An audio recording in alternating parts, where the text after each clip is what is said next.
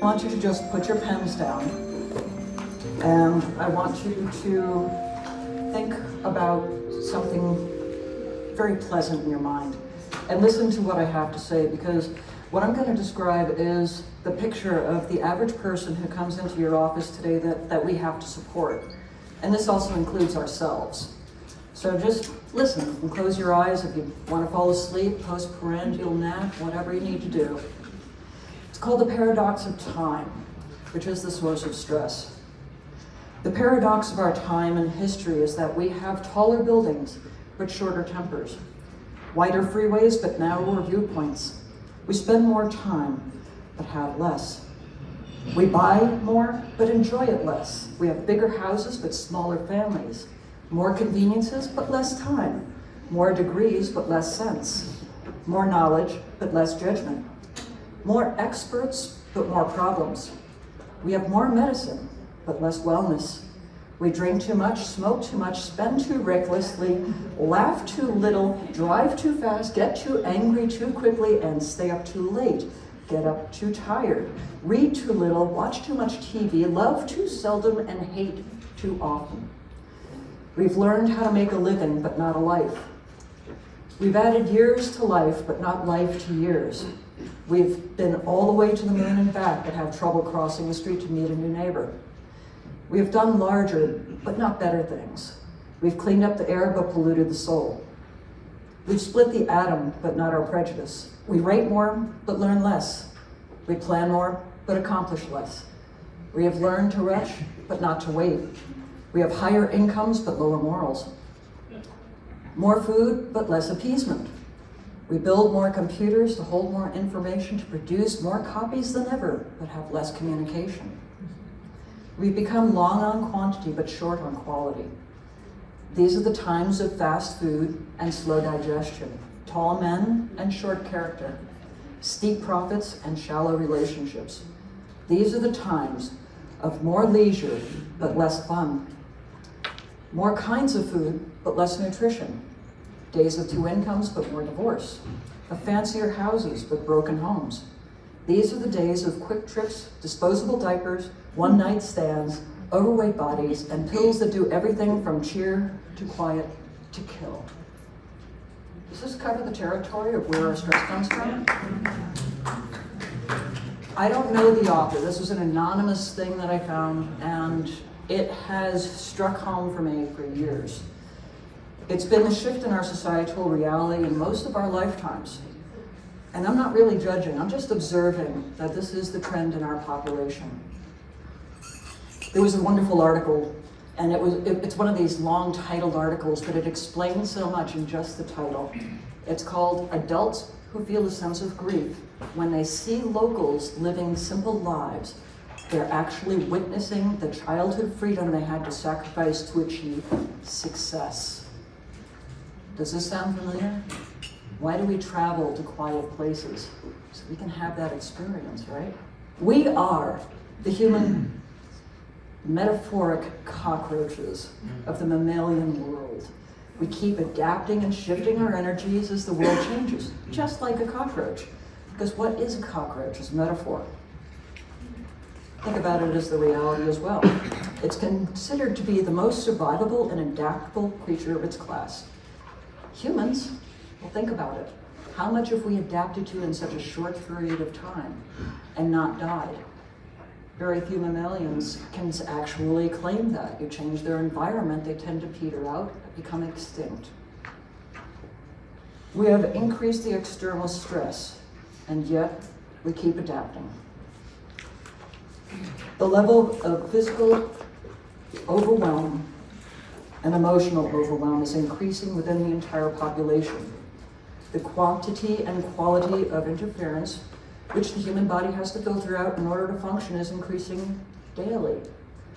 They are trying to do things that maybe shouldn't be done, and they're trying to look at the ramifications long term. But should we do things like that? No, we're asking, can we do it? So we've lost that moral compass.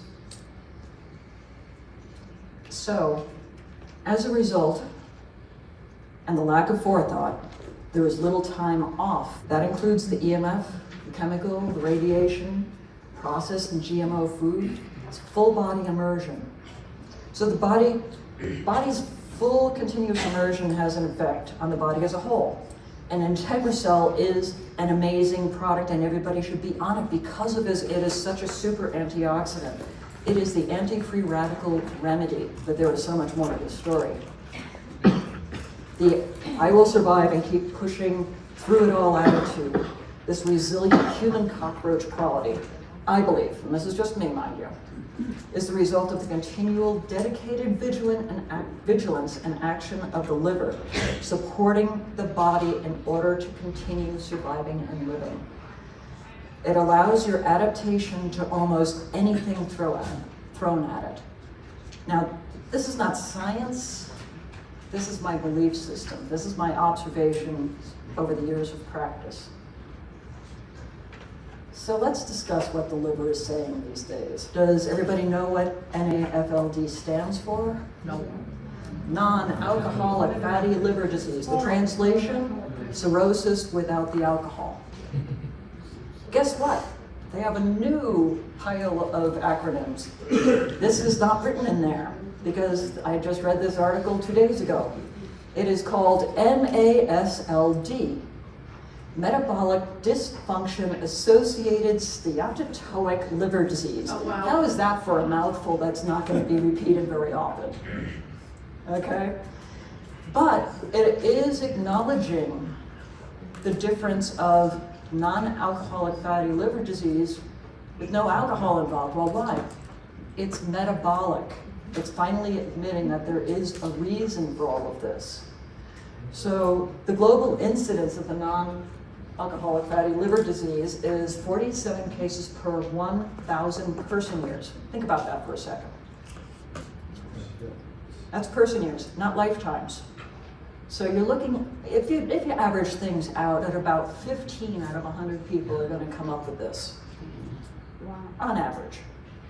Okay, men more than women, and they're much higher ratios, but as Dr. Dayoun has already mentioned, the largest increasing population with this disorder are young people. How scary is that? So NAFLD is the canary in the coal mine for humans. Almost any organ in the body can be replaced, literally replaced, even if only temporarily through medications and/or machines. But the liver cannot. As modern society creates more chemicals, artificial food products replacing real food, micronizing more chemicals to bypass the natural filters of the body, the liver is becoming more challenged than ever to attempt to keep the body functioning. So what does the liver do? Absolutely everything. There is nothing that is not affected by the liver and this axis. Every cell, every organ depends on the activity of the liver. It is the filter of all the toxins, internal and external. It's the energy manager. It's the converter of all things. It is the builder of all the building blocks of the body. It is the toxin manager. No matter how much research has been done on the liver, every time you turn around, there is something new coming out because we have only touched the tip of the iceberg of what the liver is fully capable of. We as mere humans are not capable of understanding how vast and important this organ is. We only understand some of these things. As the liver is charged by the body to manage these ever-increasing challenges, something has to be let go of. Subnormal functions are getting shortchanged or completely bypassed altogether. For example, we all just came back from lunch, right? Yep. Okay. If you had a high-carb lunch or maybe some dessert, what's your liver doing right now? Burning sugar. Burning sugar, exactly. So if it's processing the sugar, how important is that? If it does not do that function, you have the potential to die if that sugar is not managed in your body properly. It will create such toxicity in your body that you could potentially die. How important is that? This is known as body triage, okay? So, the body is now processing the sugar. What is getting bypassed? Detox isn't happening. Muscles aren't rebuilding. Nutrition is not absorbing. It's not metabolizing properly. Now let's take a step back again. We have these patients walking into our office every day. What if a person is a continuous all-day eater? Like they're just snacking, shoving food in their face all day long. What happens to the liver then? It's working. Burns sugar all day long. It's working at processing those carbs and figuring out what to do with it. So what does this lead to? Blood sugar, weight issues, blood pressure issues, or what has been coined as metabolic syndrome. So this is the leading health issue in every modern country in the world. Watch the labs. So how do we deal with the liver?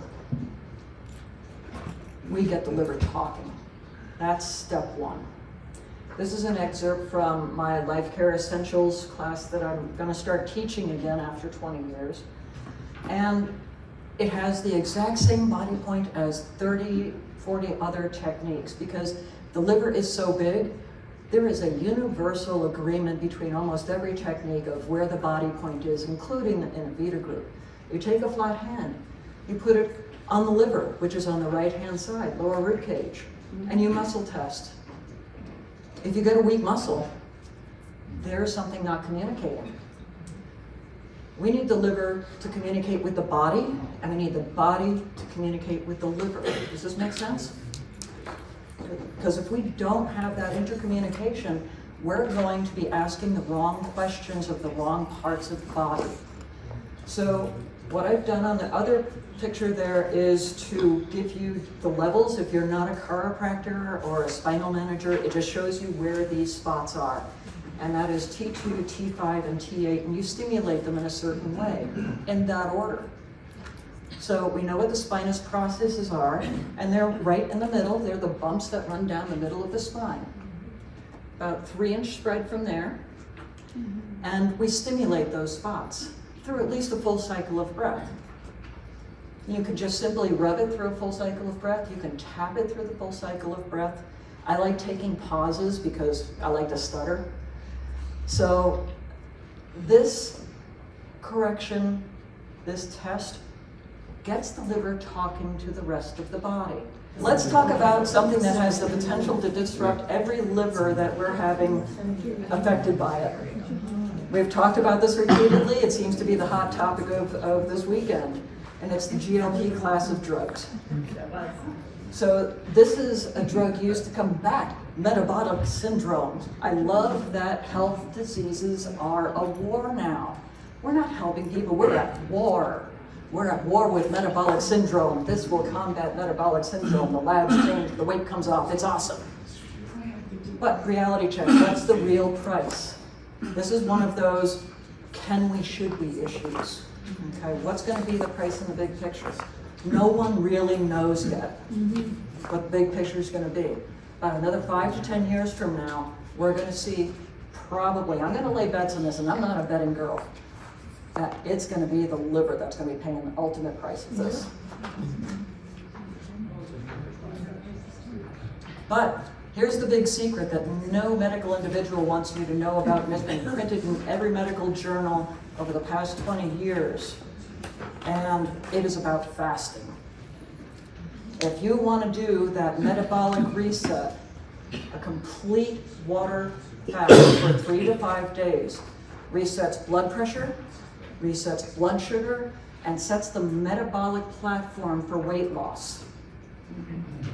It's a temporary weight loss, you gain some of it back, but you have changed the metabolism so now they are capable of losing weight and initiating and continuing that cycle. But the biggest deal is that when you get right down to it, this is a giant, big vacation for the liver to play catch up on all of those tasks that it got shortchanged of.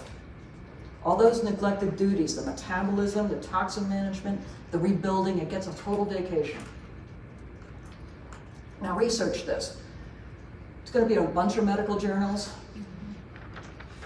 But be aware, be educated. If you've never guided somebody through any kind of a fasting process, find somebody who has some experience with it or feels comfortable with managing this. Because people who are very sick, this can be very, very challenging to, and it might take them a couple of tries to get to where it's not going to create a complete physiological crash for them.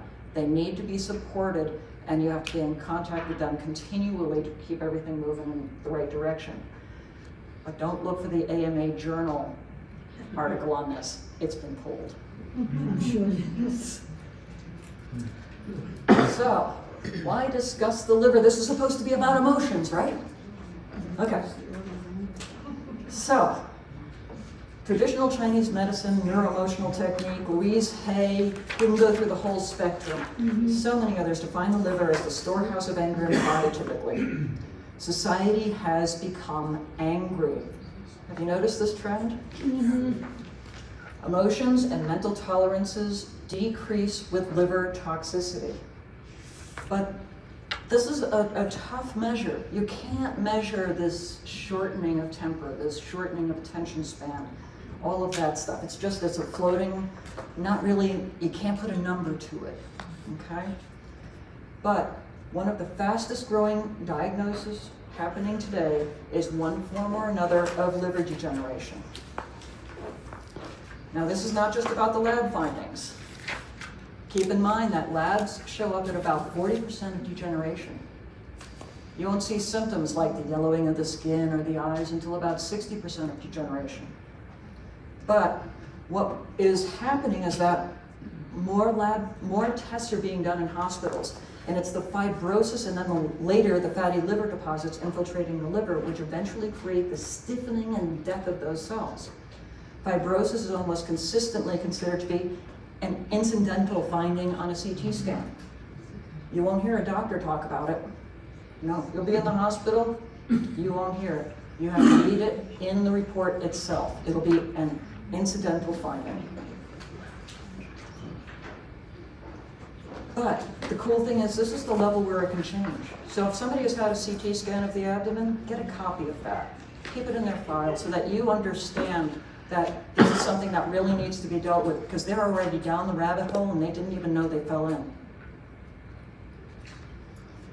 Things can change.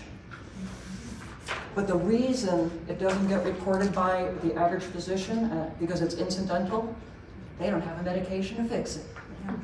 So why mention it? After all, we'll just monitor that until you're really sick and we need to have a liver transplant. So, the liver degeneration, the soft symptoms. We have lowered emotional tolerances, and we have a stiffening of the mental process. This is called functional freeze, which we've heard mentioned, but this is kind of a big deal. Wired and tired, I think you mentioned, and I think stress paralysis has been mentioned. Autopilot mode, I think, has been mentioned. All of those things are symptoms of this functional freeze. So functional freeze is a stress response where an individual continues to manage daily responsibilities of work and caretaking while feeling emotionally numb, disconnected, and mentally foggy. Functional freeze is often called high functioning dissociation or tired and wired. It's a survival mechanism to chronic stress where the nervous system freezes internally while maintaining an active exterior. People who functionally freeze may seem all right on the outside, but privately struggle. They may appear high functioning, socializing with others and keeping the outward appearance of normalcy. Yet internally they're feeling emotionally numb, stuck and dissociated from the world around them. However, they're going through the motions to survive in a life, but they will not thrive in this life. Now remember, the physical, emotional, as well as the mental functions are all related in the same triage that we were talking about before. If the physical is supported, the mental functions work better. You can think your way through stuff. If the mental functions work, the emotional functions can then process. So if one can think through an issue of life, which includes work, family, finance, the body has more resources and the emotions can start to heal. But first you have to take care of that physical. And it starts really easy. Use the Inno-Vita products. It's simple. The other side of it is be kind. Being kind is complicated, but be kind. We're going to talk about this. The Inno-Vita products that are showing the most remarkable success in clearing and stabilizing chronic fibrosis and cellular degeneration starts with livergy. Always starts with livergy. So that's Hepaticus innovatus. But to really get in there and make the difference, this is a synergistic effect. Add these three formulas to get that synergistic effect to really start breaking down the fibrosis, getting rid of those zombie cells, clearing the debris. So Autophagonix, Senicel, and Clotho-Pro together in combination with livergy to target it to the liver. And once that's tolerated, we add X-ages. But the key to success, start with the balanced formulas. Start with livergy. This is the big picture. This is the most important organ in the body. But be kind. Take a step back and be kind.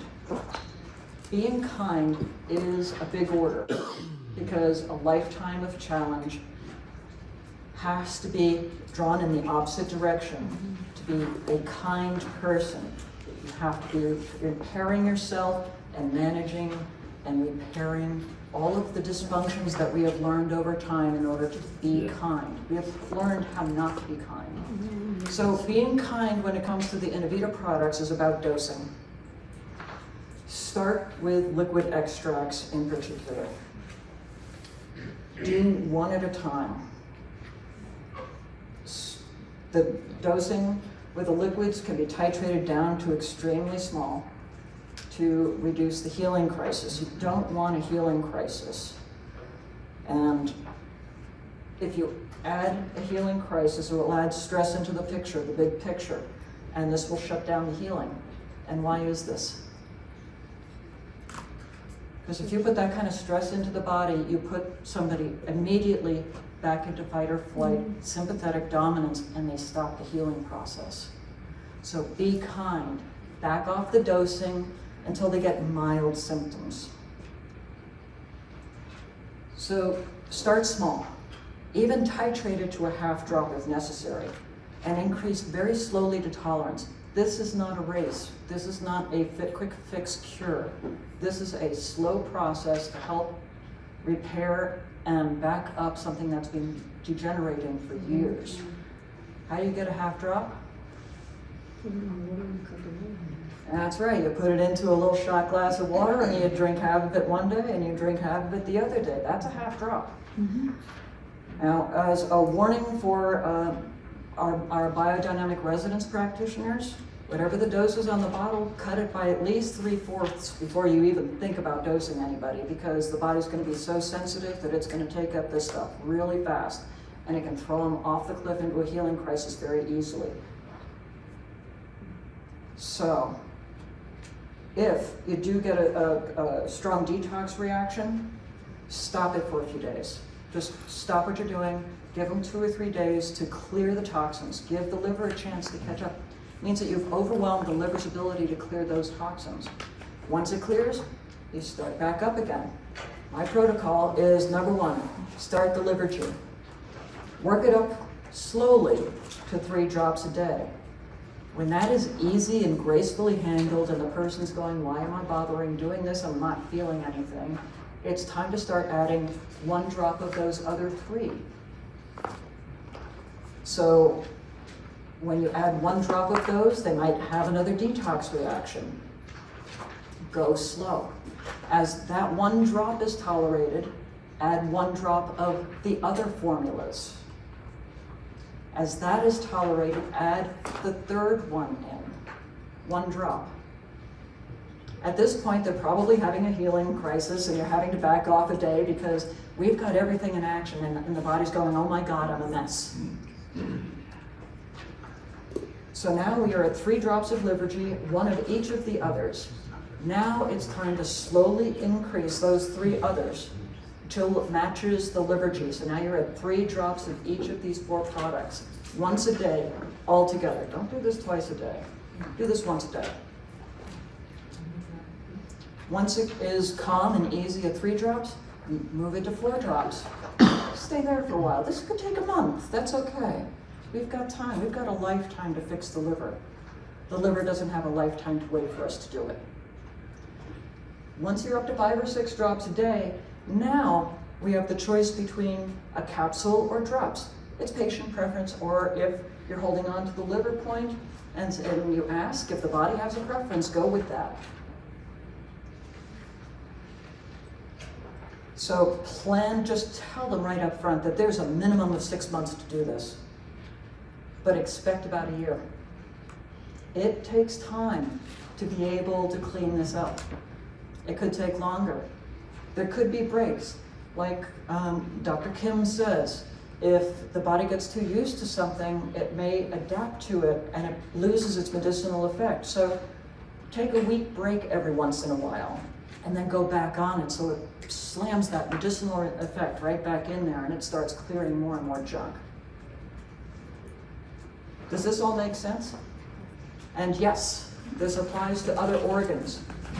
Lungs, kidneys, heart, and the gallbladder all suffer from fibrotic things. If they've been diagnosed with any of these things, bring it on in. But do the liver first, because that's where all of the toxins are going to be eliminated out of the body.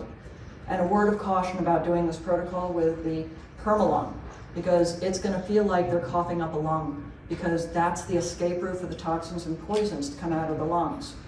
And they will cough up lots of junk if they have fibrotic lung disease. So you have some expected outcomes. You're not going to. This is not going to take very long either. You're going to start noticing that people are going to be mentioning that they're managing their emotions better, they're sleeping better, they're getting along with others better, their tolerance is expanding. The shift from the physical repair will influence the emotions and create ease with their mental processing, which means that they can process things easier.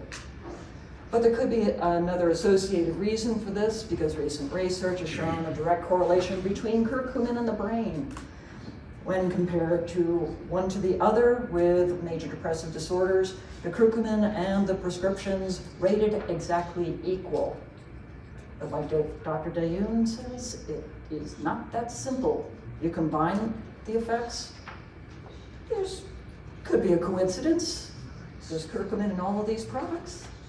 Guess what? I think it's all in our imagination, and we call it spontaneous remission. So let's look at the other side of things, stress. Stress is our body's response to the world. But remember, there's good stress and there's bad stress. Stress does not equal anger unless the liver is compromised. As the liver becomes clearer, other supports for the body can be added in to help balance the other things. Some overall symptoms will simply disappear, and some may need more help. So if there's a lot of outside influences of stress affecting the patient or client's system, make sure that they have ZenAdapt added into their daily regime just to support them through the process. As time goes by, they're not going to need this anymore. They're going to move to something new. Or you could take the other side of things and be much more specific and support the specific gland that manages the HPA axis. And I like adding the T because the thyroid always gets ignored in this process, even though it's part of the process. It's a quiet background bystander that manages everything metabolic in terms of baselines.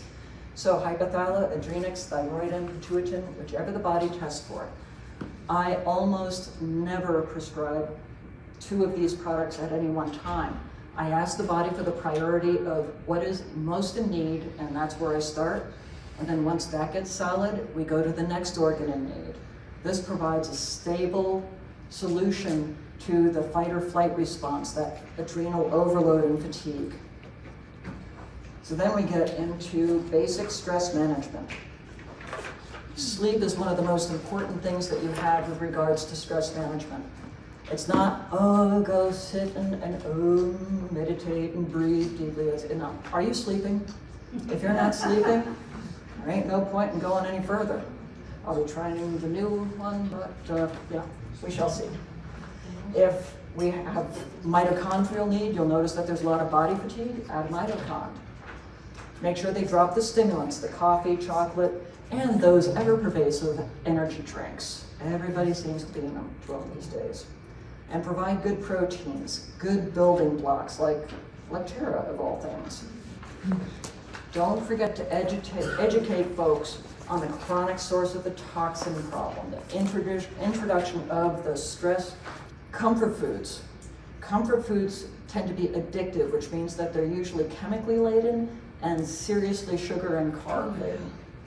So remind them that these are not good things to be putting in their body because it's creating the exact opposite of what they're spending the money to heal their liver for.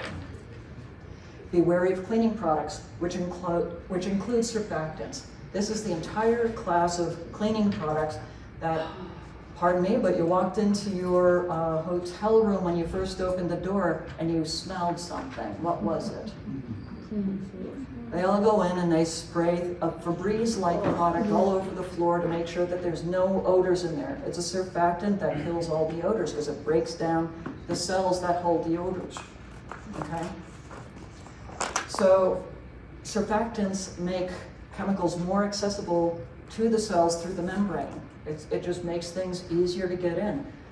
Unfortunately, these surfactants are almost always associated with chemicals. Now the liver has to deal with that.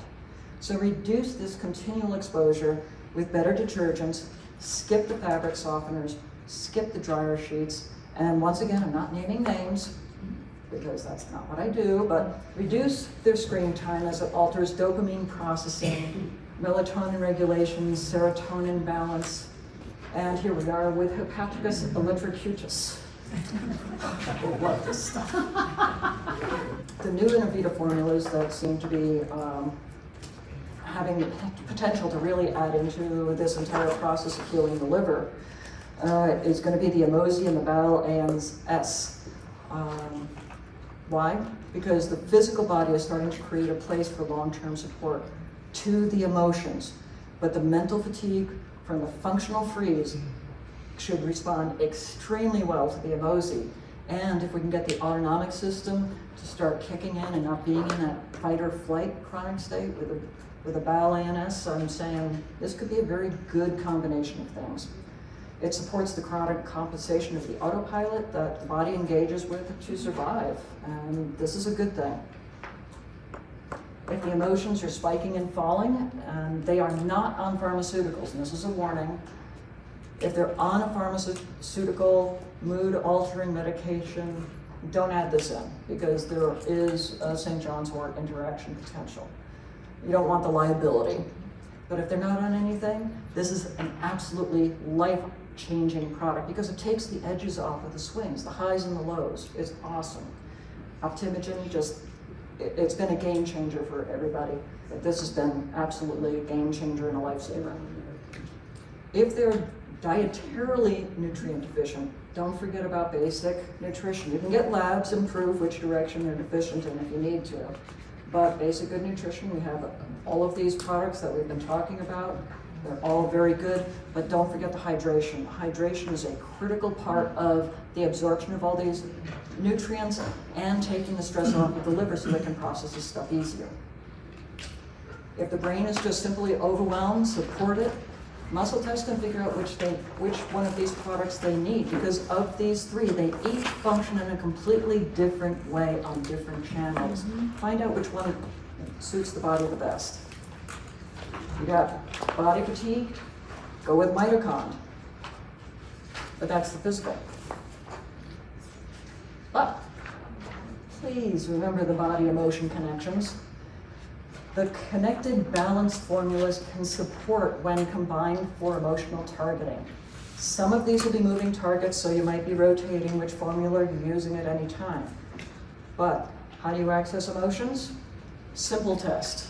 This is the doorway in. But the picture's a little bit deceptive here because you want the full hand on the full forehead. The patient can do this while you're muscle testing them. And this accesses the entire emotional body. Which formula do they need to support those particular things. While the hand's on the forehead, you can just go through your test kit and test all of these balance formulas.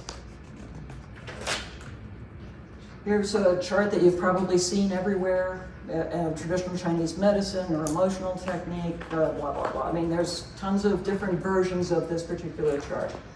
So with the lungs, we have grief and a sense of worth, but there's also worry and sadness. Permalung, phylloxy, reduction all have positive effects here. If the large intestine shows up, we have a holding on issue. It could be a reflection on courage. Somebody who's dogmatically positioned.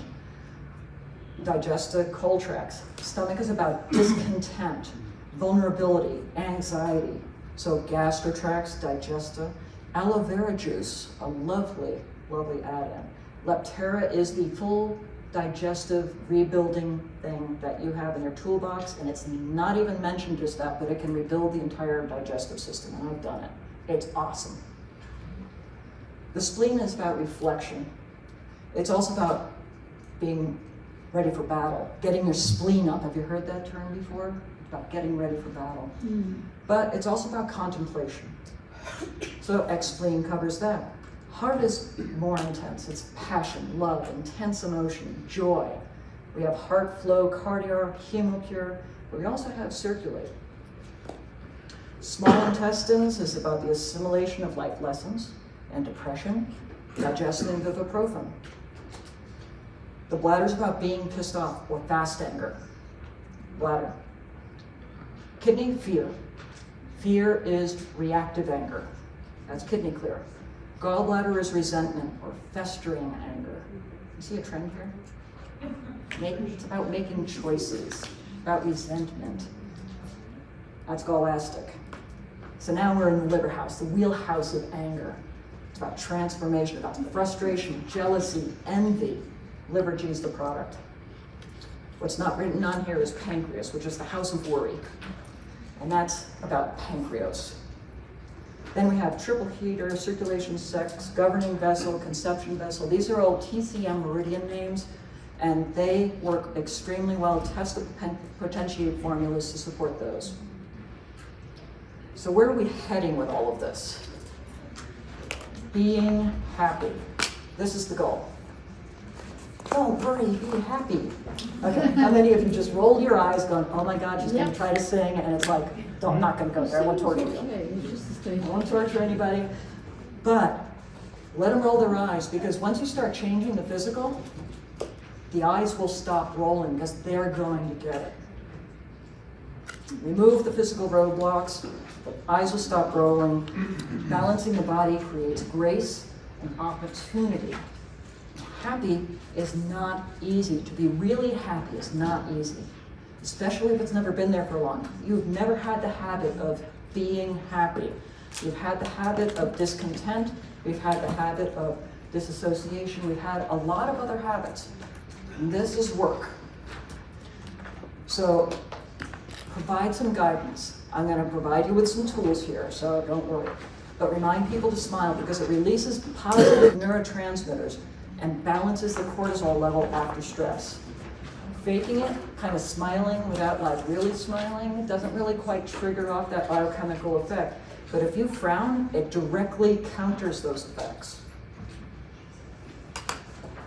It is thought that genetics account for 50% of your innate happiness, while life circumstances make up 10%. The rest of your mood and emotion and your happiness is under your control. And the first step to harnessing it is to choose it and believe that you can be happy. So we have a roadmap. The reason for life, being happy, okay? This one in the next slide, I actually typed this out, I put them on paper, I cut them up, and I hand them to people so that they have them in like their wallets and in their purses and in their cars and wherever. And they could just glance at it and be reminded every once in a while. So, number one, seek joy. People don't look for it. Seek joy. Seek reasons to laugh. Seek reasons to offer words of praise for yourself and for others.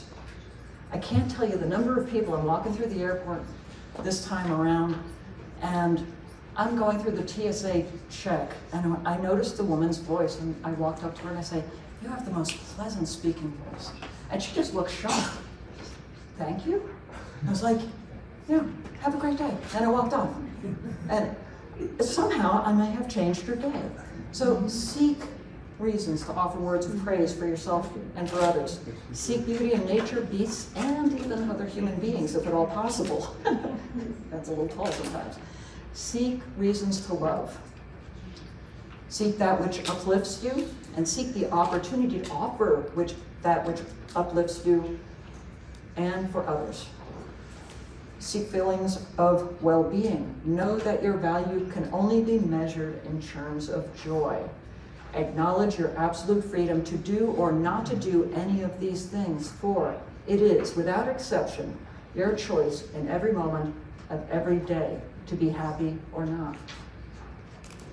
Now, I've made handouts for patients for homework all the time. I've been using them for 30 years, and honestly, some of them are a little bit more complicated, so I make printout pages, and I have them take them home and litter their refrigerators with all of these silly things, and give them opportunities and tools, give them guidance to be happy. What is the opposite of happy? Burnout. Burnout is a spectrum. It is not a destination. It creeps up on us like a frog in a pot of water set to boil. It can be defined and acknowledged, and it can be managed proactively if you can define it. Almost everyone experiences burnout at some point in time, but as healthcare providers, we are sometimes putting our needs to the side while we're helping and caring for others. Burnout results, and I'm talking about multi-level burnout, and some of this derives from the chronic exposure to the endless suffering and the others that we're working with and we're trying to support. It can be really hard and really draining. Pause regularly in your working day to breathe deeply. Make sure you stay hydrated so the body doesn't go into fight or flight. And it shifts your body to a less hypervigilant state, balances the adrenals, and you become more self-aware and more self-caring. That actually translates to the patients. It reflects to all of those around you because you can connect to the joy of what we're all here in this room and have the privilege to do, which is to help others. And we have the ability to provide you with more tools if you like. For example, I have this really cool necklace. Now, this one here with this beautiful piece of lapis in the middle is called caregiver fatigue. And this caregiver fatigue support layout comes from Elemental Stone Therapies, and that's her contact information up there. I wear it every day I go to work. I am caregiver for my elderly parents. I wear it every day I go to help them. The cool thing about Elemental Stone Therapies, it's all natural stones, it's all high complex programs, all that stuff is in there. She has 14 levels of different programs in each one of these layouts, from the Morse code to the choice of stones to the order of them to how she programs things. It is amazing what she does. We also have our technique. Dr. Patty Ebert and myself teach biodynamic resonance technique, which Dr. Dayoun mentioned, and please come to us. The contact information isn't on here, but you can go to biodynamicresonance.com. We provide tools that make your job easier. We take huge monster techniques and we compress them into simple things that you can carry around with you and make life easy. You just have to download it and smile and be happy and give people tools, and they start getting better. So it's just another possibility for you to continue to learn and maybe refresh your joy in your work from looking at things from maybe a different perspective. So awakening and supporting others can be draining and hard on caregivers. But remember this, it is all extremely purposeful. The positive energy that you put out in the world has the butterfly effect. Okay? How far will it go? If you're in a good space, how far can you take it when you heal others? So let your nervous system feel what it feels. Tell your patients to feel what they feel. Even if there is discomfort in what you're feeling, stay with it. Don't deny it, don't push it down, don't squash it down. Be conscious, acknowledge the discomfort, recognize the feelings that you have. Prevent those energies from locking into your cellular memory and creating pathology later. Once it is acknowledged, it can be released naturally and gracefully, and it can change. If you can change it, life becomes better. You become a better model for your patients. I love this chart. I love that they used emojis. There's lots of versions of this mood meter out on the internet, but I like this one because people relate to emojis more now than they ever have. So if you look at this, anxiety softens to sadness. Sadness is purposeful because it might reveal some grief. Grief may uncover the love that had nowhere to go. Boredom can lead to imagination. And loneliness may clarify the missing connections that we are missing in our lives. So in closing, remember that no one person can be amazing at all things. Be an enthusiastic participant with the person's healthcare team. This is not about you making the healthcare team, it's the healthcare team that your patient or client has chosen. Create harmony, be an enthusiastic participant. No one person can be amazing at all things. So if you're part of a team, it takes stress off of you. There's multiple eyes on a person, things don't get missed. Things get supported. People feel supported. And if you're an enthusiastic participant with that, that's great. If you have the opportunity to create a list of your preferred practitioners, if they don't have a team, you can have a team of naturopaths and acupuncturists and chiropractors and PTs, even MDs, that you really like these people and you recommend, and you can muscle test which ones are the best ones for them. And you can help them create a team for themselves. Doesn't that sound like a pretty cool way of creating a team and being part of it? Make your life easier. Be part of the team. The patient's emotional well-being will feel supported when there is harmony within the healthcare team and not angst and not trying to undermine each other. Be part of their team so you're not trying to be all things to all people. And absolutely, remember to be happy. Thank you very much.